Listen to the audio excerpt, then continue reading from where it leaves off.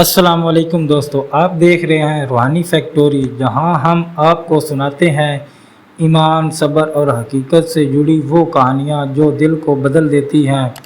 اگر آپ نے ابھی تک چینل سبسکرائب نہیں کیا تو فوراً کر لیں اور گھنٹی کے نشان کو دبا دیں تاکہ آپ کو آنے والی تمام ویڈیو مس نہ کریں۔ آئیے چلتے ہیں آج کی ایمان افروز کہانی کی طرف۔ پرانے زمانے میں ایک چھوٹے سے گاؤں میں ایک اندھا فقیر رہتا تھا۔ اس کا نام بابا عبد الرحمن تھا۔ وہ گاؤں کی مسجد کے باہر بیٹھا رہتا اور آنے جانے والوں کو صرف ایک ہی بات کہتا: اللہ تمہیں سلامت رکھے، اللہ تمہیں وہ دے جو تمہارے لیے بہتر ہو۔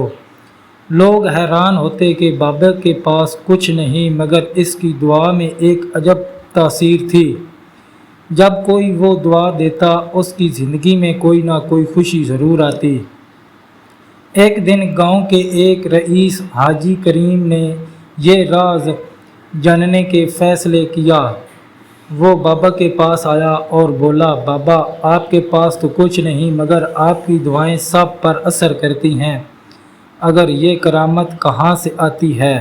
بابا مسکرایا، آسمان کی طرف دیکھا اور بولا: بیٹا، کرامت مال میں نہیں، دل کی صفائی میں ہے۔ میں کچھ نہیں مانگتا سوائے اس کے کہ اللہ سب کو خوش رکھے۔ جب انسان دوسروں کے لیے بھلائی مانگتا ہے، اللہ اس کی دعائیں میں اثر ڈالتا ہے۔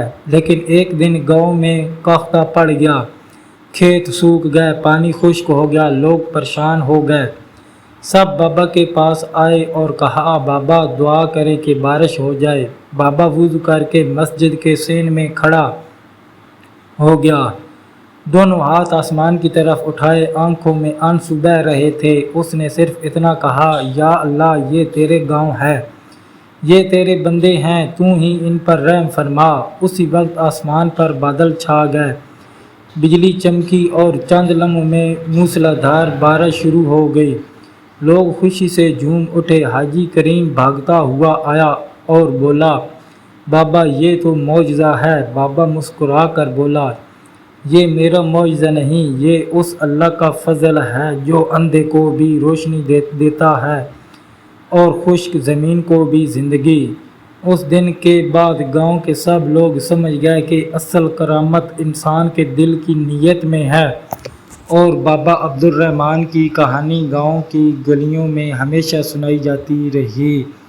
اگر آپ کو ہماری یہ کہانی اچھی لگی ہو تو چینل کو سبسکرائب اور بیل نوٹیفیکیشن کو آن کر لیے تاکہ آنے والی تمام سٹوری آپ مس نہ کر پائیں۔